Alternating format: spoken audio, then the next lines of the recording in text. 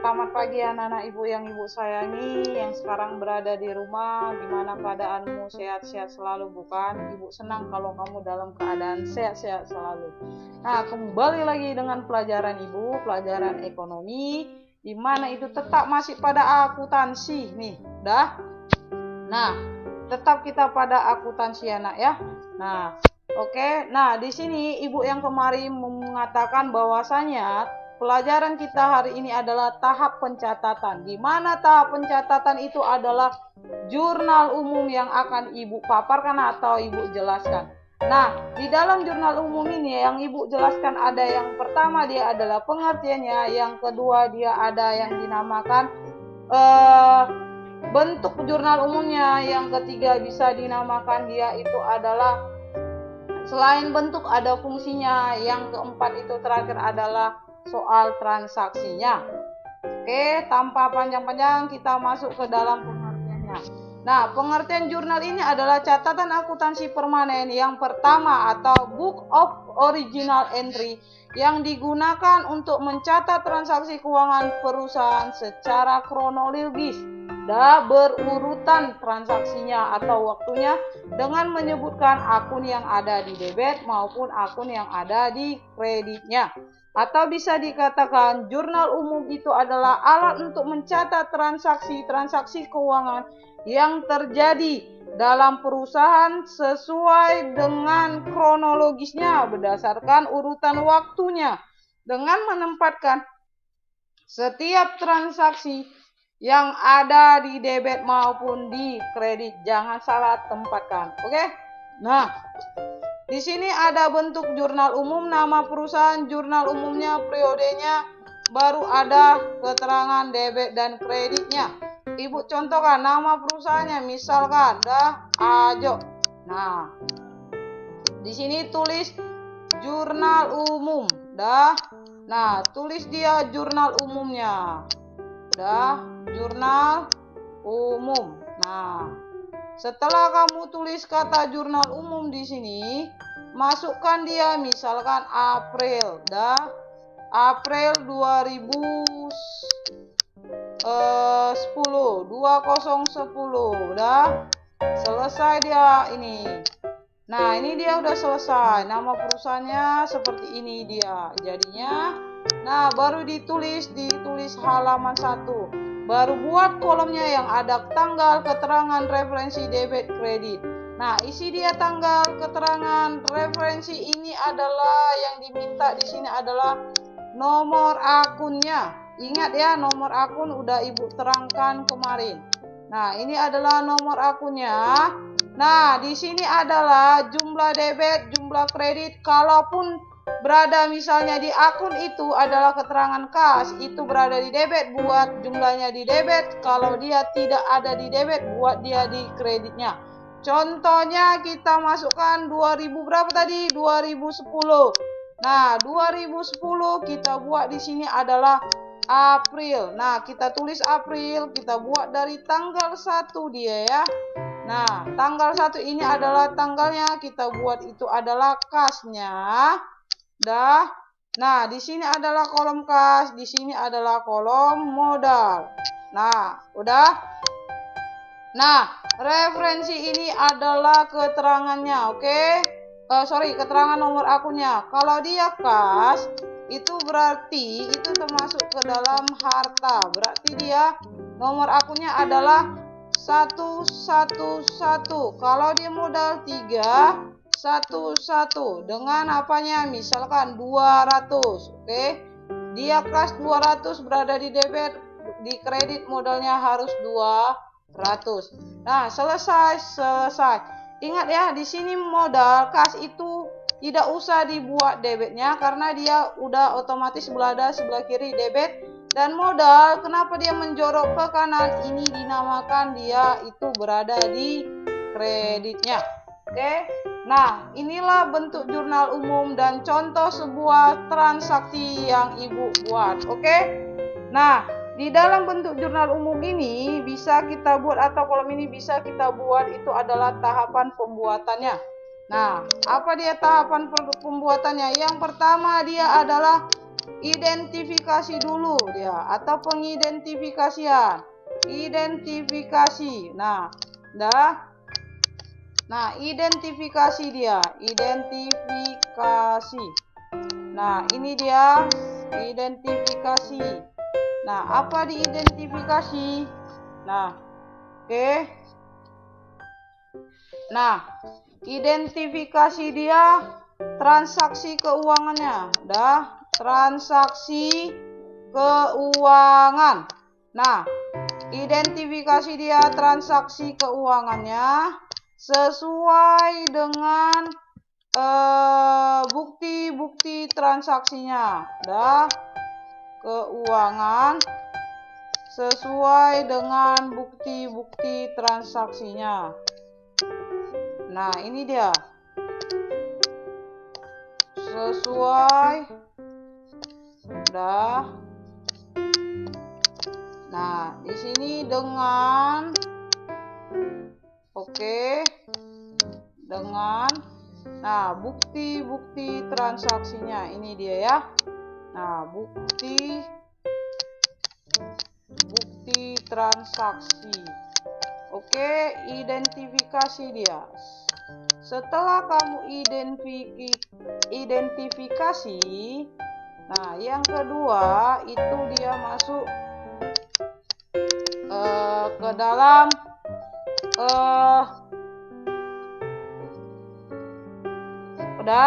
ke dalam mengenal. Nah, mengenal apa? Mengenal akunnya. Mengenal akunnya. Nah, mengenal akun-akun yang terpengaruh ya. Nah, mengenal akun yang terpengaruh. Dalam apa? Dalam si transaksinya. Oke. Nah, dalam transaksi. Nah, dalam transaksi. Setelah itu dia golongkan. Dan golongkan dia. Nah, dan golongkan dia. Apakah dia termasuk ke dalam harta? Nah, golongkan apakah termasuk ke dalam harta? Ini kata golongkan. Apakah termasuk ke dalam harta? Nah, utang, beban, pendapatan, modal. Nah, ataupun dia termasuk ke dalam prepay. Nah, yang ketiga, setelah mengenal akun, kamu golongkan, masukkan dia, baru mengenali pengaruhnya. Kenali pengaruh akun tersebut. Mengenali apakah dia bertambah, apakah terjadi pengurangan. Kenali akun-akunnya, pengaruhnya. Pengaruh. Mengenali pengaruh yang terjadi terhadap transaksi. Apakah pengaruh akunnya, apakah dia termasuk terjadi sebuah yang namanya penambahan atau terjadi sebuah yang namanya pengurangan. Nah, ini dia. Udah, kenali dulu dia apakah dia penambahan atau pengurangan. Nah, itu dia tahapannya. Oke, yang keempat, memutuskan posisi setiap akun yang terkait dengan transaksi, entah itu berada di debit atau berada di kredit. Nah, yang kelima, mencatat akun-akun dan saldonya ke dalam jurnal umum dari setiap transaksi keuangan yang terjadi sesuai dengan asik bukti transaksinya. Udah? Nah, sesuai dengan bukti transaksinya. Itulah tahapan dalam pembuatan jurnal umumnya. Oke? Lanjut. Nah, kita lanjut ke fungsinya ya, fungsinya. Nah, fungsinya di sini ada 5. Satu, dia fungsi historis yang menyatakan kegiatan mencatat semua transaksi keuangan secara kronologis atau berurutan tanggalnya yang terjadi. Misalkan dari tanggal 1 sampai tanggal 13 sesuai dengan yang ditetapkan. Nah, yang kedua, fungsi mencatat, yaitu jurnal merupakan pencatatan yang lengkap atau terperinci. Artinya di sini udah Ibu buat, semua transaksi dengan sumbernya harus dicatat tanpa ada ketinggalan sama sekali ya. Oke, yang ketiga, fungsi analisisnya, yakni menganalisis transaksi untuk menentukan akun yang harus di debit maupun yang harus di kreditnya. Nah, yang keempat itu adalah fungsi instruktifnya, yakni perintah yang namanya memposting ke dalam buku besar baik yang di debit maupun yang di kredit sesuai analisis dalam jurnal tersebut. Misalkan kalau dia memposting berarti membuka sebuah pembukuan lagi. Misalkan di tanggal 1 dia ada kas, kita buat di atas, masukkan kolomnya, ada kas tulis di atas itu. Nah, itu khusus kolom kas itu yang kamu akan posting. Kalau ada di modal lagi, nah khusus kolom modal kamu posting sesuai dengan tanggalnya. Oke, ini maksudnya itu dalam buku besar. Nah, yang terakhir fungsi informatifnya itu jurnal memberikan keterangan kegiatan perusahaan secara jelas, singkat, jelas, dan padat. Itu maksud dari fungsi informatifnya. Oke, selanjutnya. Nah, manfaat dari jurnal umum ini yakni adalah untuk menghindari adanya kesalahan-kesalahan pencatatan pada saat memasukkan data transaksi ke mana dia, ke debit dan kreditnya. Oke, selain dia yang namanya menganalisis dengan benar dan memasukkannya, juga dia harus tahu apakah dia debit atau kredit supaya apa terjadi nanti pada saat perhitungan yang terakhir ada namanya adalah balance antara debit dan kredit. Hati-hati ya. Nah, ini manfaatnya. Nah, ini terakhir adalah soalnya. Kita bahas soalnya. Nah, kalau di sini usaha referensi bagus. Oktober sampai tanggal 1, 2, 3, 5 ada 4 ya transaksinya. Nah, di sini Tuan Ana menyetorkan uang, berarti masuk dia ke dalam kasnya. Kas ini adalah harta. Nah, dia bertambah. Jadi kalau harta bertambah dia berada di debit. Baru apa? Nah, modal. Nah, modal di sini dia itu bertambah juga. Nah, bertambah dia berarti berada di sebelah kredit. Oke, ingat ya, selalu ingat rumusnya H B. Jika dia bertambah dia berada di sebelah debit, jika dia berkurang dia berada di sebelah kredit. Kebalikannya U M P. Nah, P ini adalah pendapatan. Kebalikannya ya nak ya, jika dia bertambah dia di posisi kredit, jika dia berkurang dia di posisi debit. Nah, ini dia. Oke? Nah, itu untuk soal transaksi yang pertama. Sebesar berapa? 5 juta. Oke, masuk kita ke transaksi soal yang kedua. Pembayaran sewa toko bulan ini sebesar 1.200.000. Berarti jurnalnya adalah sewa toko dibayar di muka. Udah, pembayaran ya. Sewa toko. Nah, sewa toko pembayaran di muka. Sewa toko dibayar di muka. Oke? Nah, dibayar di muka. Ini dia ya, dibayar di muka. Sebelum kita analisis dulu.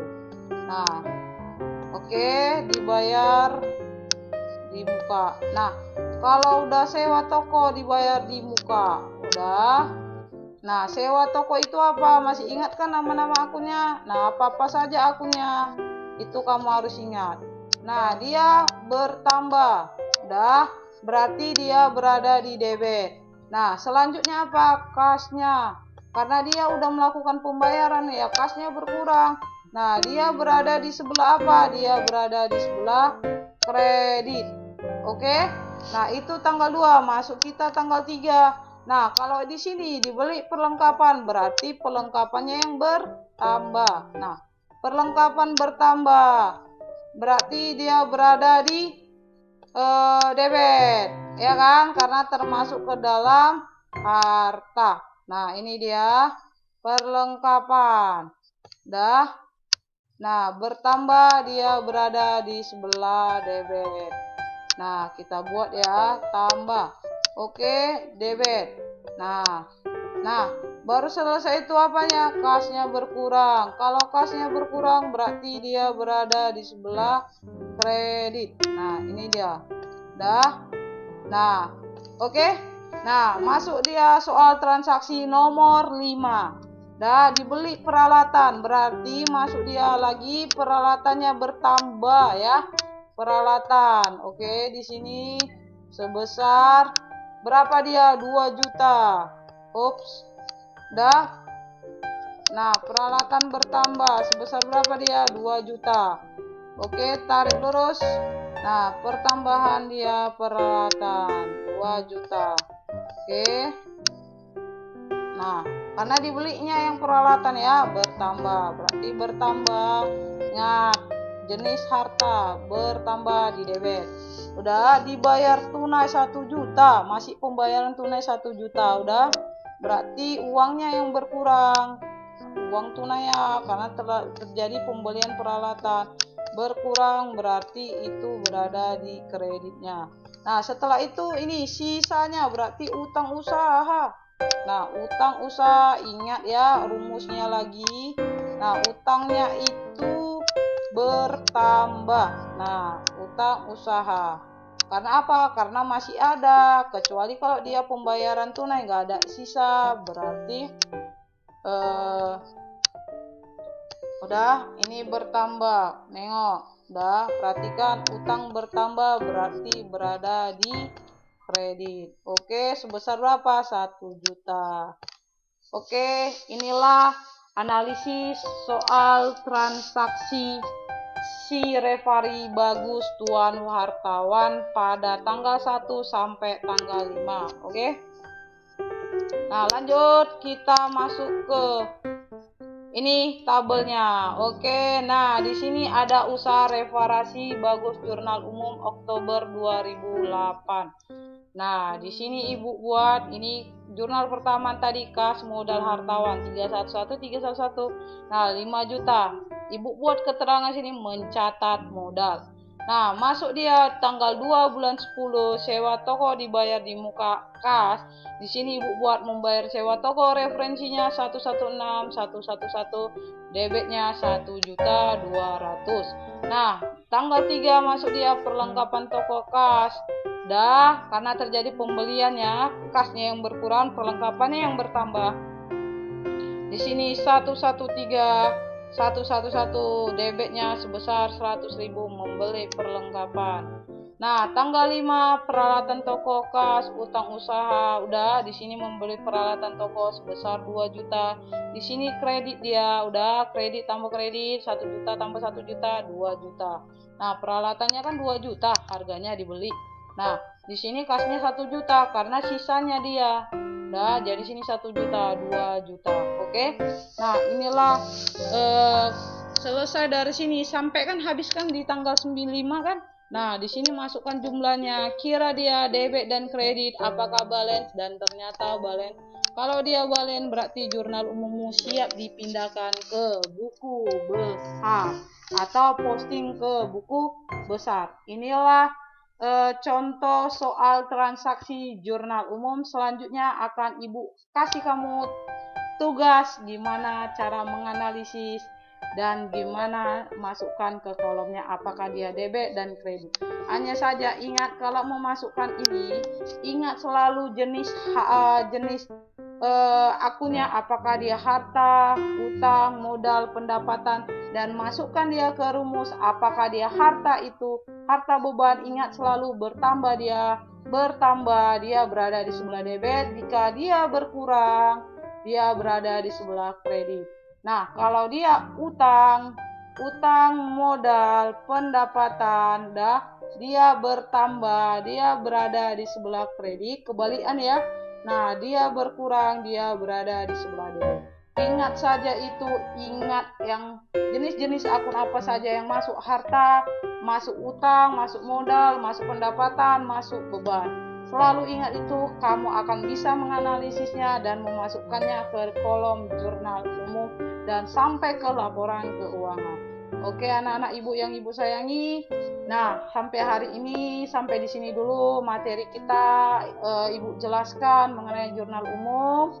Nah, selanjutnya akan ada materi posting ke buku besar ya nak ya. Nah, selalu semangat belajarnya, jangan pantang menyerah. Walaupun kondisinya seperti ini, jangan pantang menyerah, selalu semangat dan tetap semangat. Guna apa? Guna untuk menuju masa depanmu kelak. Oke, akhir kata ibu ucapkan selamat pagi buat anak-anak ibu semuanya. Tetap jaga kondisi kesehatan. Salam hangat dari ibu, guru ekonomimu. Terima kasih.